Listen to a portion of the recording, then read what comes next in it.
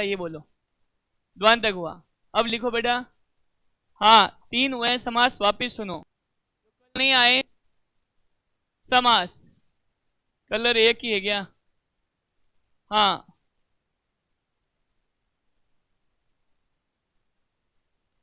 हाँ, एक बात देख ले बेटा, समास क्या है? समास, समास में आपने पढ़ा है कि जो मेन शब्दों का मेल होना चाहिए, क्या होना चाहिए? दो शब्दों के मेल होने पर, है ना, क्या बनता है? समास। क्या बनता है? अब समास में हमने 3 चीज देखी है, ज्यादा सवाल इन 3 के ही आते हैं। पहला अव्यय भाव समास, दूसरा तत्पुरुष समास, तीसरा आप कहते हैं द्वंद्व समास। ये 3 ऐसे समास है जिनके सबसे ज्यादा उदाहरण आते हैं। जो एब्सेंट हुए बेटा वो वापस देख लेना। इधर सुनो, अव्यय भाव समास, तत्पुरुष समास, द्वंद्व समास। ज्यादा जो विग्रह पूछा जाता है वो इन 2 का पूछा जाता है। क्यों पूछा जाता है? क्योंकि इनके भाग हैं। इनके क्या है? भाग। इनका विग्रह नहीं पूछा जाता, इनका सीधे ही अपन को पता है ये अव्यय है, उपसर्ग पहले है तो अव्यय है। समझ आया? इनका इसलिए पूछा जाता है, तत्पुरुष में कितने कारक चिन्ह आते हैं? बोलो, तत्पुरुष में कितने कारक चिन्ह आते हैं? 6। किनको छोड़कर? मैंने बोला हवन सामग्री, कौन सा तत्पुरुष होगा? करण। क्या बोला? हवन के लिए सामग्री। क्लियर है? के लिए बोलते ही कौन सा आ गया? कर्ता ने कर्म को करण से संपादन के लिए, तो हवन के लिए हुआ ना, तो ऑटोमेटिक किसमें आ गया? संपादन। तो ये विग्रह पूछा जाता है। समझ में आया? द्वंद्व में भी 3 प्रकार है, जो कल नहीं आए सुनना बेटा। द्वंद्व में पहला प्रकार है इतरेतर, दूसरा है समार, तीसरा है वैकल्पिक। इतरेतर द्वंद्व में क्या आता है सबको पता है। इतरेतर में हमेशा बोलो और आता है, समार में आदि आता है, वैकल्पिक में या और अथवा या एवं, तीनों एक ही चीज है। समझ आया? इतरेतर में क्या आएगा? जो पद आएंगे वो स्वतंत्र है। आय और वे जो बोला है बेटा, आय होता है आना, वे का मतलब होता है जाना, तो दोनों एक दूसरे से जुड़े नहीं जुड़े? तब मैंने इसके बीच में बेटा या बोला। उन्होंने क्या मान लिया? स्वतंत्र मान लिया, आय भी स्वतंत्र है और वे भी स्वतंत्र है, तो बोल दिया आय और वे। तो ये किस में आया? वैकल्पिक में। अगर कहते हैं लाभ और हानि, तो लाभ और हानि जुड़े नहीं जुड़े? तो लाभ या हानि। मैंने बोला गाय भैंस, दोनों स्वतंत्र है ना, गाय और भैंस, ये किस में आया? इतरेतर में। किस में आया? मैंने कहा फल फूल, फल फूल आदि, किसमें आया है? समार में। ये चीज होने के बाद हेडिंग लिखो बेटा, द्विगु समास। अच्छा बहुवीर्य लिख लो बेटा, द्विगु बाद में लिख लेना, बहुवीर्य लिख लो। बहुवीर्य समास, बहुवीर्य समास।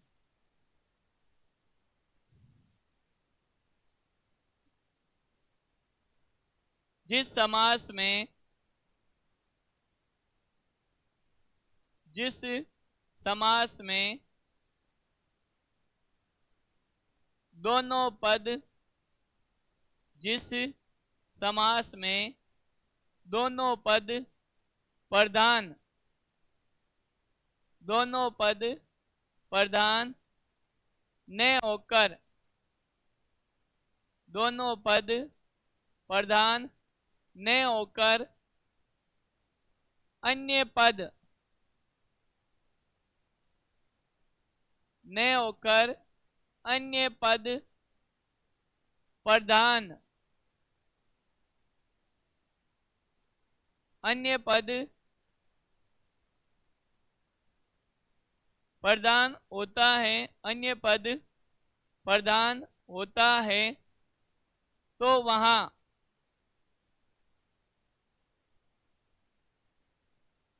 बहुवीर्य समास तो वहां बहुवीर्य समास कहलाता है। क्या कहलाता है? बहुवीर्य समास कहलाता है। ये समझ में आई? अब सुनो बेटा, जैसे एक बार देखना, मैंने लिखा दशानन। क्या लिखा बेटा? दशानन। अब इसमें दो पद है। पहला पद है 10, दूसरा पद है आनंद। अब मुझे बताओ, आप 10 पर निर्भर हो या आनंद पर? 10 पर निर्भर हो? आनंद पर हो? नहीं, आप दशानन नाम आते तुरंत बोलोगे रावण। आप किस पे निर्भर हुए? रावण पर। किस पे निर्भर हुए? तो ना तो आप 10 को महत्व दे रहे हो, ना आनंद यानी मुख को महत्व दे रहे हो। आप महत्व किसको दे रहे हो? रावण को। इधर सुनना, आगे देखना। कहते हैं आपने लिखा त्रिनेत्र। क्या लिखा? त्रिनेत्र।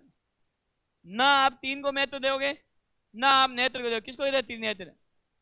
महादेव यानी शिव। एक ही बात है बेटा।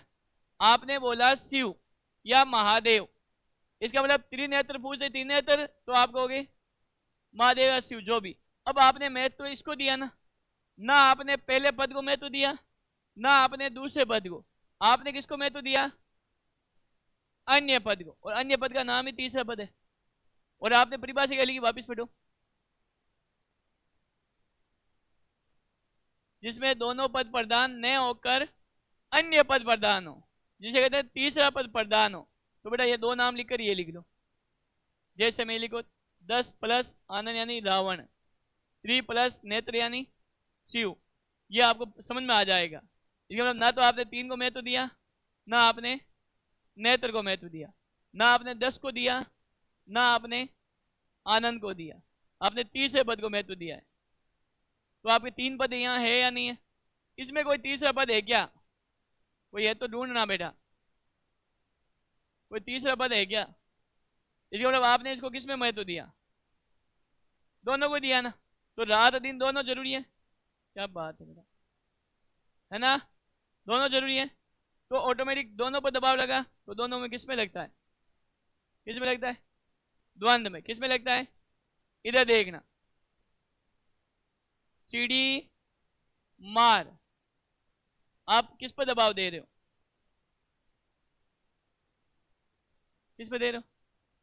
मारने पर दे रहे हो। मतलब दूसरे पद पर दबाव लगाना। दूसरा पद कौन सा होता है? दूसरा पद प्रधान किसका होता है? तत्पुरुष का। किसका होता है? तो आप दूसरे पे गए तो इस पर दबाव दे रहे हो ना, इस पे दोनों पे जा रहे हो। ये मैंने आपको तत्पुरुष पढ़ाया, आप तुरंत समझ गए कि दूसरे पे दबाव लगा। आप तुरंत समझ गए दोनों पे दबाव लगा। लगा नहीं लगा? अब देखो, अब किस पे दबाव लगा? एक पे लगा। प्रतिदिन, दिन नहीं, आप पट्टी पे दबाव दे रहे हो। मैं प्रतिदिन आऊंगा, तो पट्टी पे जोर हुआ ना, तो मतलब पहले पे दबाव लगाना। और पहला अव्यय शब्द है, उपसर्ग शब्द है, तो मतलब ऑटोमेटिक अव्यय भाव समास हुआ नहीं हुआ, ये तत्पुरुष हुआ नहीं हुआ, और ये द्वंद हुआ नहीं हुआ, और ये अन्य पद हुआ नहीं हुआ। इसे मैंने तीनों साथ ही लिखा है। क्यों लिखाया? पहला पद प्रधान, दूसरा पद प्रधान, दोनों पद प्रधान और अन्य पद। लिखो नोट नंबर 1।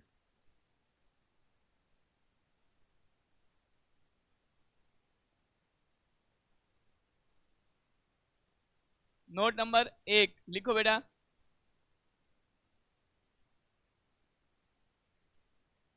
हाँ, बहुवीर्य समास, बहुवीर्य समास में विग्रह करते समय, बहुवीर्य समास में विग्रह करते समय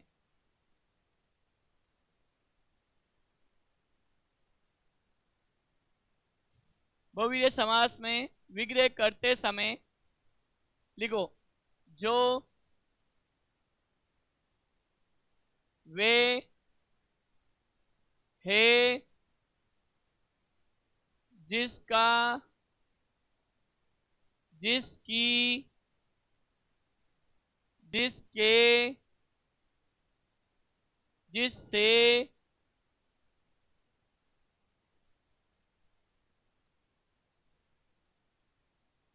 आदि शब्दों का आदि शब्दों का प्रयोग किया जाता है। आदि शब्दों का प्रयोग किया जाता है। क्या था ना, देखते हैं। नीचे लिखो बेटा जैसे। क्या लिखोगे? जैसे। पहला नाम लिखो लंबोदर। लंबोदर।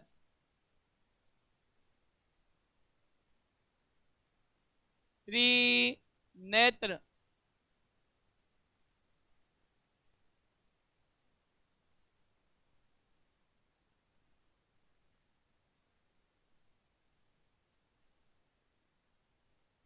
लंबोदर त्रिनेत्र।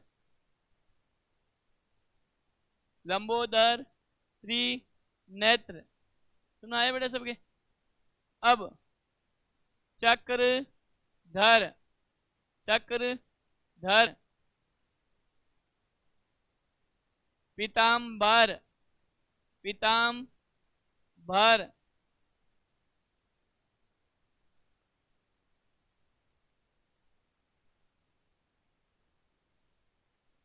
पीताम्बर। मनोज। मनोज।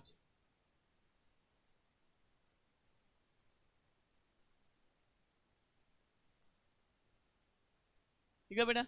अब देखो, ये सारे के सारे लंबोदर दो पद को प्रधान है क्या? ये सारे सारे तीसरे पद को प्रधान है। किसको प्रधान है?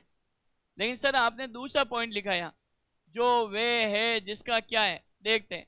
पहला मैंने विग्रह किया, लंबा है जिसका उदर, यानी कोष्टक में लिख सकते हो पेट, वे हैं, तो आप बोलोगे गणेश जी।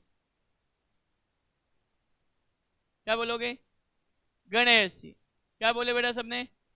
गणेश जी। अब बताओ, ना तो इसको महत्व दिया ना पेट को दिया। किसको महत्व दिया? ना पहले पद को महत्व दिया ना किसको दिया? तीसरो। अब बताओ इन शब्दों का प्रयोग हुआ नहीं हुआ? और जहां भी अगर आपको ऐसे पूछे तो आप पहचान लोगे बहुवीर्य। आजकल एग्जाम में दो तरीके से सवाल पूछाते हैं। आजकल नाम नहीं दिए जाते, विग्रह पूछे जाते हैं। विग्रह देकर कहते हैं आपस में क्या करो? मिलान करो। क्या करो बेटा? मिलान। अब दूसरा बोलो। अब एक सबसे बड़ी बात, आप त्रि नहीं लिखोगे। आप त्रि की जगह क्या लिखोगे? तीन। क्या लिखोगे? तीन हैं नेत्र जिसके वे हैं शिव या महादेव। बताओ अन्य पद प्रधान हुआ नहीं हुआ? आगे बोलो। चक्र को धारण करते हैं वे हैं कौन? करके दिखाओ बेटा आप सभी। सारों का विग्रह करो। जिसका नहीं आए फिर मैं बताता हूं।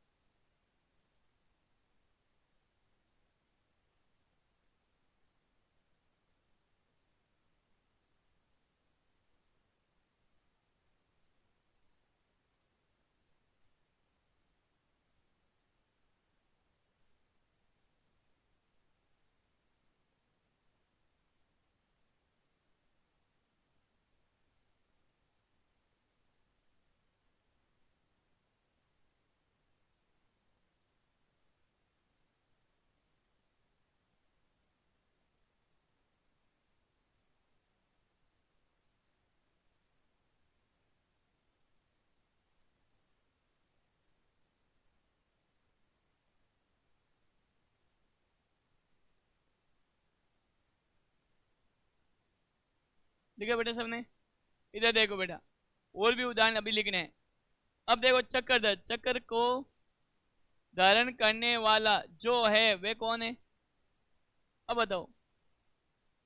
पीले हैं वस्त्र जिसके वे हैं विष्णु या श्री कृष्ण। पीले वस्त्र है ना। अब इसका बताओ। मन को जीतने वाला जो है, मन को जीतने वाला जो है वे है कामदेव। कौन है? कामदेव। और कामदेव आप जानते होंगे बसंत का दूसरा नाम भी कह सकते हो पर्यायवाचक में, है ना। मन को, अच्छा वो लिखो बेटा, पीले वस्त्र हैं जिसके वे हैं कौन? बोलो। कृष्ण भी बोल सकते हो और विष्णु भी, एक ही चीज है ना। पीले वस्त्र हैं जिसके वे हैं कृष्ण ही है। हाँ, अब इसको वापिस चेंज करना। पीले वस्त्र हैं जिसके वे कौन है? श्री कृष्ण। अब देखो बेटा, मनोज का लिख लिया। अब लिखो बेटा नोट नंबर कितने हो गए? दूसरा। दूसरा लिखा ना, लिखो बेटा दूसरा। बहुवीर्य, नोट पे फोकस ज्यादा करना। बहुवीर्य समास में रूढ़ शब्द, बहुवीर्य समास में रूढ़ शब्द का प्रयोग, रूढ़ शब्द का प्रयोग किया जाता है। इसका प्रयोग रूढ़ शब्द, देखो बेटा, रूढ़ शब्द उसे कहते हैं, रूढ़ शब्द उसे कहते हैं जिसे हम पहले से ही जानते हैं, जिसे हम पहले से ही जानते हैं तथा उसके टुकड़े नहीं किए जा सकते, तथा उसके टुकड़े नहीं किए जा सकते हैं। अब देखो, आपने त्रि लिखा, नेत्र लिखा। अब इनमें रूढ़ शब्द ये नहीं है। रूढ़ शब्द कौन है? शिव। रूढ़ शब्द कौन है? अब इसके टुकड़े क्या करोगे? कुछ हुआ क्या? कुछ हुआ क्या? इसका तो टुकड़ा कर दिया, 3+ इसका टुकड़ा है क्या? नहीं है ना। आप इसको पहले से जानते हो, आप शिव पहले से जानते हो। अब आपने नाम रखा नीलकंठ, रखा नहीं रखा? आपने रखा चंद्रचूड़, आपने क्या लिखा? आशुतोष, लिखा नहीं लिखा? आप इंद्र को पहले से जानते हो। इंद्र को आप क्या करते हो? पहले से। आपने नाम रखा सचिपति, क्या लिखा? सचिपति। आप गजानन जी को पहले ही जानते हो, गणेश जी। आपने नाम लिखा लंबोदर, आपने लिखा एकदंत, आपने लिखा नीलकंठ। तो जो नाम लिखे हैं वो तो क्या है? टुकड़े हो सकते हैं, और जिसके टुकड़े नहीं हो सकते वो क्या है? रूढ़ शब्द। क्या है? रूढ़ शब्द जिसके टुकड़े। और आपसे पूछा जा सकता है रूढ़ शब्द कौन सा है? ये रूढ़ शब्द नहीं है, ये योग शब्द है। ये 200 मिलकर बना है, ये अकेला बना है। जैसे आपने लिखा लंबोदर, लिखा नहीं लिखा? आपने लंबोदर किसको लिखा? गणेश। गण का अर्थ हो सकता है इसका अर्थ ईश्वर, लेकिन गणेश ही पहले से ही नाम है ना। अब आपने नाम रखा एक दंत, दयादंत, जो भी बोलो। तो ये जो ये शब्द है ना इधर वाले, इनको कहते हैं रूढ़ शब्द। क्या कहते हैं? और लिखो बेटा उदाहरण, और आप विग्रह करना। पंजाब, ये बहुवीर्य है, आप विग्रह करोगे। दूसरा लिखो, हाँ पंजाब लिखा, आशुतोष। तीसरा लिखो हाँ, चतुर्भुज, पंचमुखी,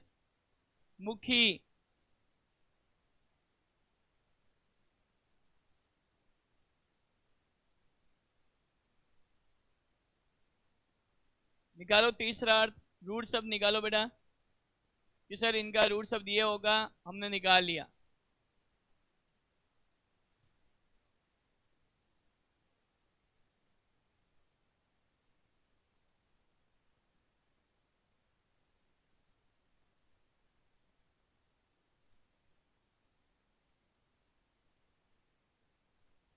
निकालो। और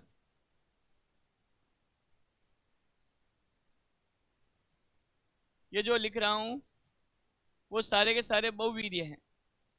क्या है बेटा? बहुवीर्य।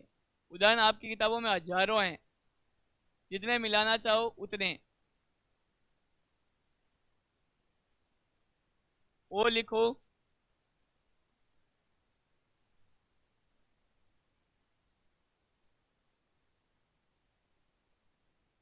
वीणा, पानी, है तो सही ना? सारे बहुवीर्य हैं।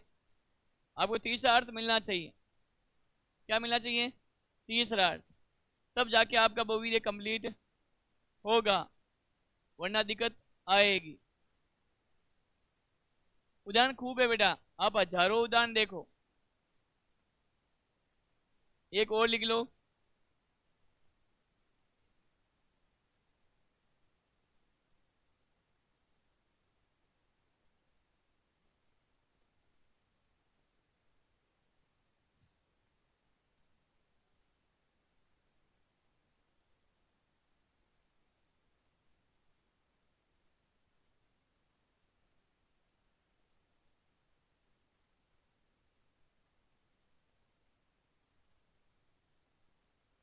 एक और लिखो।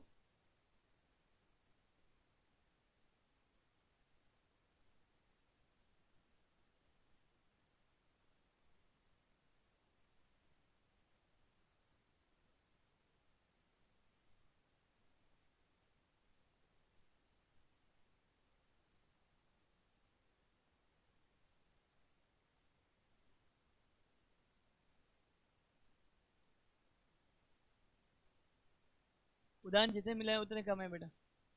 अब आप कोशिश करो। मेन चीज ये है बेटा, एक बात सुना सभी, विग्रह का कोई नियम नहीं होता, ना कोई आज तक कोई टीचर विग्रह समझा सका है। बस आपका अर्थ क्या होना चाहिए? सही होना चाहिए। और आप विग्रह तभी कर पाओगे, वरना विग्रह नहीं कर पाओगे। आपको इन शब्दों का अर्थ आएगा तो ये आप कर सकते हो। और एग्जाम में ऐसे नाम लिखे रहेंगे, पूछेंगे कौन सा समास है या नहीं है? शुरू करूं बेटा बताना? सबका ध्यान सामने। पंजाब, 5 नदियों का समूह। 5 नदियों का समूह।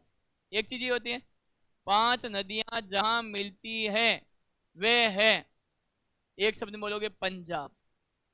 क्या बोलोगे? पंजाब। लिखो बेटा, 5 नदियां जहां मिलती है वे स्थान है, एक शब्द में क्या बोलोगे? पंजाब। अब बताओ, पंजाब रूट शब्द बना नहीं बना? पंजाब के आप टुकड़े नहीं कर सकते। पन प्लस आप कोई अर्थ नहीं होता। हुआ क्या? इसका मतलब ये रूट शब्द बना नहीं बना? ये लिखो, आशुतोष। जो शीघ्र प्रसन्न होता है, जो शीघ्र प्रसन्न होता है वे है, जो शीघ्र प्रसन्न होता है वे है, एक शब्द में लिखो बेटा शिव। कौन है? शिव, जो अति शीघ्र प्रसन्न होते हैं। और कोई भी देवता प्रसन्न होने में टाइम लगाते हैं। कौन जल्दी प्रसन्न होते हैं? शिव, क्योंकि वो भोले हैं। क्या है? भक्तों की बात में जल्दी आ जाते हैं। आगे लिखो, चतुर्भुज, 4 है भुजा जिसकी, वे है, कौन है?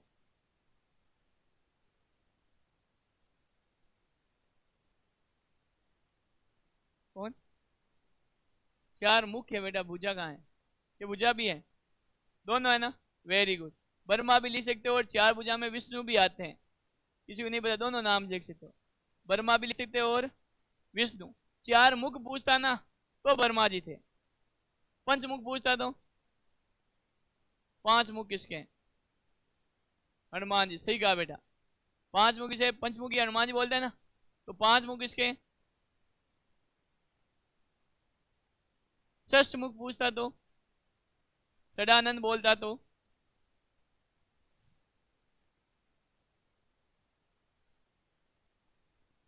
इसका विग्रह करना। छह मुख हैं जिसके, वे हैं कार्तिकेय। सही कहा बेटा, छह मुख किसके हैं? कार्तिक है। दो मुख किसके हैं? मनुष्य के। कणी करनी कणी तुम आई को नहीं, दो मुख हुआ को नहीं? पहले तू यहाँ क्यों रब बदल कर है, तो कई मुख हुआ? दो मुख। लेकिन कभी सवाल नहीं आया हो, अपन को बताया दो मुख, समझ आया? आगे लिखो बेटा। पंचमुखिया नहीं, पांच मुख हैं जिसके, तो क्या लिखो एक शब्द में? हनुमान जी। अब बताओ इसका विग्रह बोलो, ये कई बार एग्जाम में आ चुका है।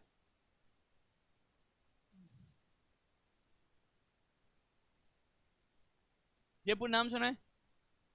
टुकड़े तो करो, नाम सुना है तो कोई बताएगा पुर का अर्थ क्या होता है? पुर का अर्थ क्या होता है?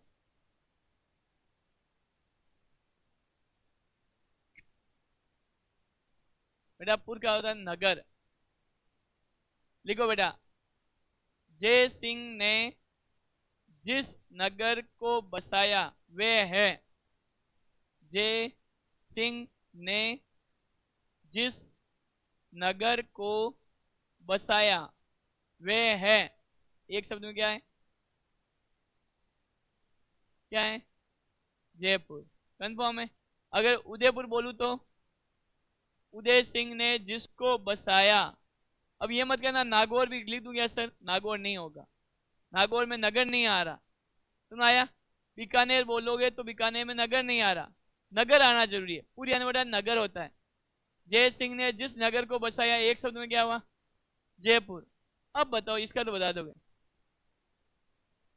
लिखो बेटा, वीणा है हाथ में जिसके, वे है सरस्वती। वीणा है जिसके हाथ में, वे है माँ सरस्वती। सरस्वती, माँ सरस्वती। अब अगला बताओ, अभी बोल भी दिया था मैंने बीच में।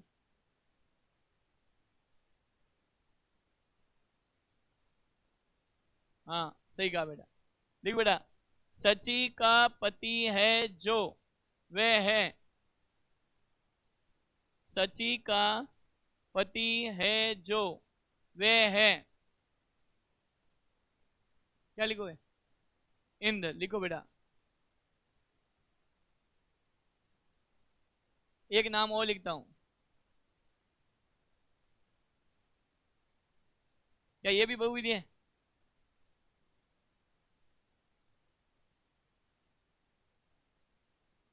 अभी देखते हैं क्या होगा। लिख लिया ये? आगे आ जाओ, क्या लिखूं? हाँ लिखो बेटा, चंद्र है जिसके सिर पर, चूड़ का होता है मस्तिष्क, चंद्र है जिसके सिर पर, वे है, किसके सिर पर चंद्रमा? चूड़ाज बनाओ ना, किसके जटाओं में है? शिव के। लिखो बेटा, कमल। अगला लिखो बेटा, कमल के समान नेत्र हैं जिसके, कमल के समान नेत्र हैं जिसके वे है राम जी। पता ना, कौशल्या कहती थी राम जी से कि बेटा तेरे राजीव नयन है, कमल के समान क्या है? आंखें। अब बोलो, छह हैं, लिखो, छह हैं मुख जिसके वे है, छह हैं मुख जिसके वे है, कौन है? बोलो, कार्तिकेय। कौन है? कार्तिकेय। आगे लिखो,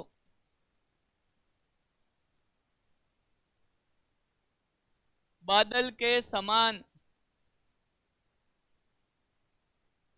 रंग है जिसका, बादल के समान श्याम का लिख बड़ा काला रंग है जिसका वे है, बादल के समान श्याम का तो बेटा काला रंग है जिसका वे है, कौन? श्री कृष्ण। घनश्याम श्री कृष्ण को कहते हैं। वे है, बादल का रंग भी काला है और श्याम का रंग भी, तब हमेशा श्री कृष्ण को घनश्याम कहते हैं। क्या कहते हैं? अब बताओ, आपने इन दो पदों को मैं तो दिया या अगले वालों को दिया? तभी तो आप सोच में पड़े ना कि यार इसका ये नहीं है, कोई और अर्थ है, ये नहीं है, कोई और अर्थ है, ये नहीं है, कोई और। अब बताओ, जो आपने वर्ड लिखे वो सारे सारे आप पहले से जानते हो ना। अगर मैं सीधा बोलता कार्तिक आप जानते थे, लेकिन आप सदानंद को नहीं जानते थे, नहीं जानते। आप चंद्रचूड़ को नहीं जानते थे, शिव को जानते थे। जिस शब्द को पहले जानते वो शब्द क्या होंगे? रूड। क्या होंगे? चीज समझ में आई? कुछ समझ में आई? आप पंजाब को जानते थे, लेकिन पंजाब का विग्रह नहीं जानते थे, नहीं जानते थे ना, तो ऑटोमेटिक क्या हो गया? रूड शब्द। अब लिखो बेटा आगे, द्विगु समास। द्विगु समास। एक द्विगु को और भी लिखते हैं, बता बेटा सबको, दी वे गु।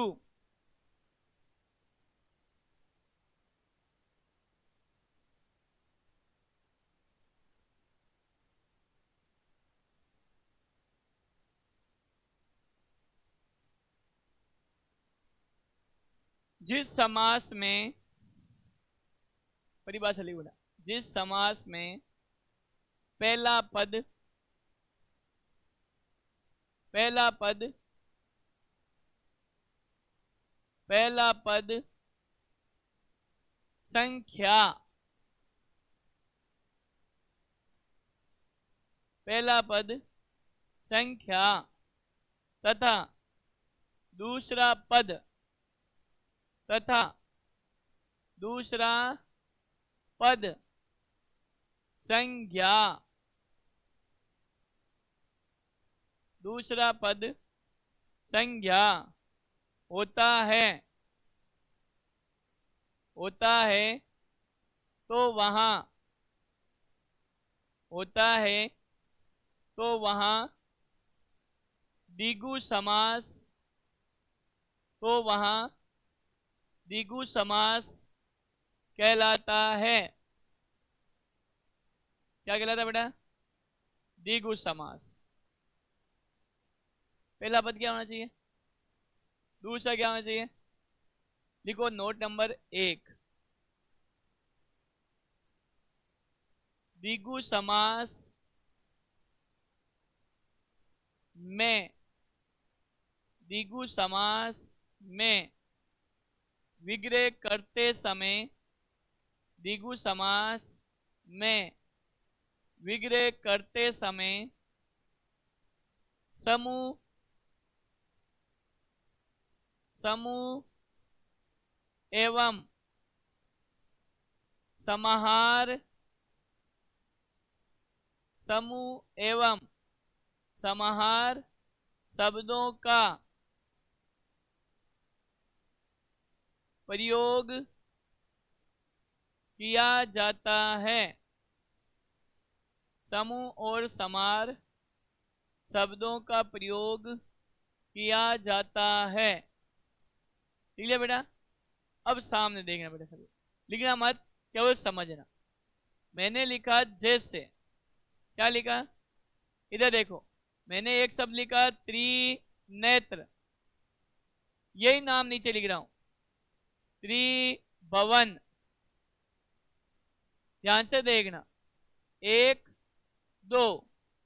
अब आपके मन में सवाल आएगा, पहला शब्द संज्ञा है ना, इधर भी संज्ञा है, अब दोनों में दिगु कौन सा है, और दोनों पद संज्ञा है, दोनों पद क्या है, लेकिन आपको ध्यान क्या रखना है, दिगु और बहुवीर्य में अगर इसका तीसरा अर्थ मिल रहा है ना आपको, शिव, तब ये क्या हुआ, बहुवीर्य।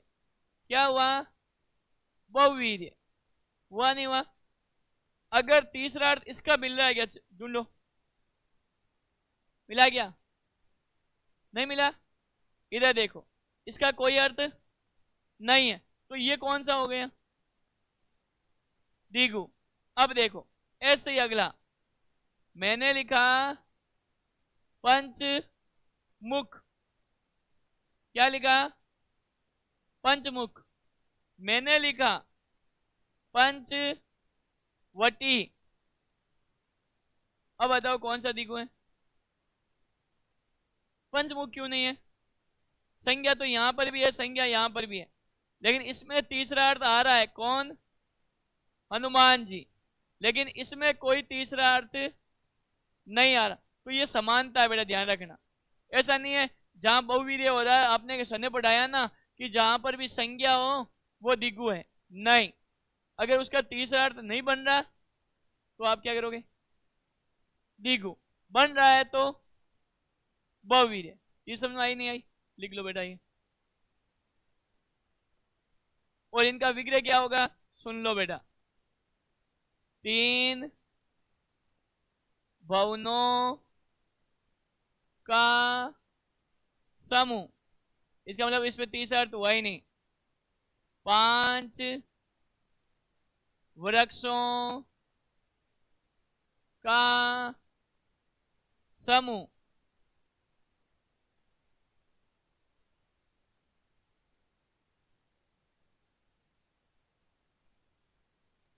अब बताओ विग्रह करते समय समूह और समार आया नहीं आया, समूह और समार आया नहीं आया,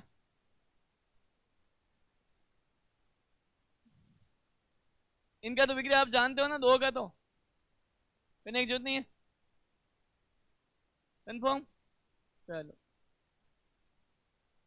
समूह और क्या आता है बेटा, समार, समूह और क्या आता है, समार। नींद आ रही है क्या बेटा, नींद तो नहीं आ रही, चलो तब ठीक है, नींद आई तो बता देना, क्लास छोड़ दूंगा। हाँ चलो, फिर फालतू बैठने में फायदा ही नहीं है भाई, आप नींद ले रहे हो और मैं फालतू ही भजन गाऊं, क्या फायदा।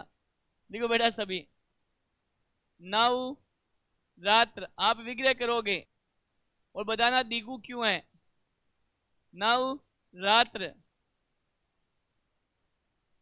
हाँ नव रात्र, आप इसका क्या करोगे, विग्रह करोगे।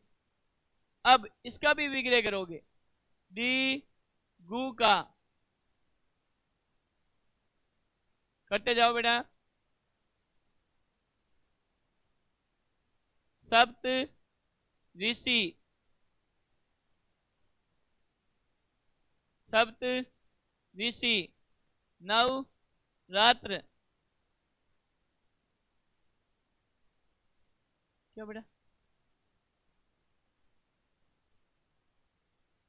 बेटा वो महर्षि होता है तब विषय आता है, सप्त ऋषि 7 ऋषियों का समूह, तब ये संज्ञा आई नहीं आई। आप वो क्रमधारी बता रहे हो जो मुझे अभी बता रहे हो, वो महर्षि होता है, महर्षि तो बेटा महान है जो ऋषि, वह है क्रमधारी, सुना है बेटा, वो क्रमधारी में आता है। यहाँ सप्त ऋषि 7 ऋषियों का समूह, तो सप्त ऋषि हुआ नहीं हुआ, नवरात्र दिगु सप्त ऋषि, लिखो बेटा,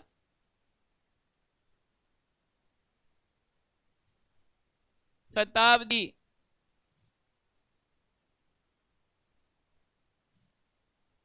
लिखो बेटा उदाहरण, और विग्रह करना है, 10 होने दे, जो लेट आता हूँ वो तो फायदा उठाऊं। हाँ करो बेटा विग्रह।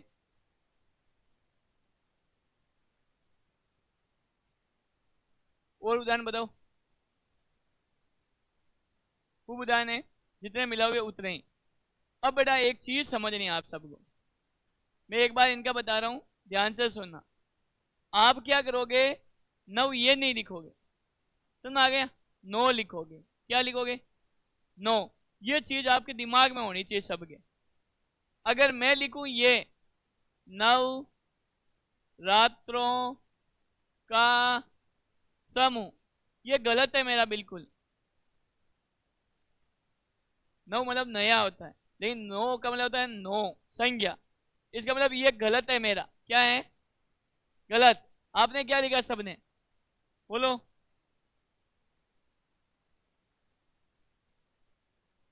हाँ इधर देखो, आपने लिखा 9 रात्रों, क्वेश्चन लिखा है रातों का समूह। क्या समूह आया नहीं आया। अब रातों का रातें होती हैं एक, ये और लिख देता हूं, 9 रतन, 9 समूह आया नहीं आया। इसका मतलब पहला पद देखो संज्ञा है या नहीं है, दूसरा संज्ञा है या नहीं है। रात संज्ञा कौन सी बता दो, व्यक्तिवाचक है, जातिवाचक है या भाववाचक। रात तो सबको बताया जातिवाचक। भाई रात कौन सी, पूर्णिमा की रात, चांद या कहते हैं अमावस की रात, कौन सी रात, तो समूह वहां नहीं वहां। आगे अब ये बोलो, देखो 2 गायों का समूह या समार,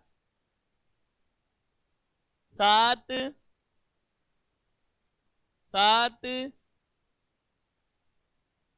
ऋषियों का समूह या समार। बोलो, अब बोलो, 100 वर्षों का समूह। आगे बोलो, 9 रत्नों का समूह या समार, समूह, दोनों एक ही चीज है। कन्फर्म समझ में आया। अगर यहां मैं चतुर्भुज कर दूं तो क्या करोगे, 4 भुजाओं का समूह। अगर विग्रह आ गया, क्या आ गया, विग्रह, वहां आ गया चतुर्भुज, 4 भुजाओं का समूह, तब तो क्या करना है, दिगु, 4 भुजाएं हैं जिसकी वह, तब क्या करना है। और मैंने आपको एक चीज लिखाई थी, एक शब्द में 2 समास हो सकते हैं, और जब अपन को समझ में ना आए तो अपन किसका प्रयोग करेंगे, किसका, अरे जब अपन को समझ में ना आए तो वहां बहुवीर्य करेंगे नहीं करेंगे। तो आपको कंफ्यूजन है तो आपके ऑप्शन है, तो बहुवीर्य को क्लिक करने पर वो एकदम लगभग राइट होता है। ये समझ में नहीं आई। अब आपके 2 समास हो गए, कौन कौन से, और दिगु हो गए। अब लास्ट बचा है कर्मधारय, जो कल कर्मधारय और संधि कल ही साथ शुरू होगी। सुन रहे हो बेटा सभी, धन्यवाद।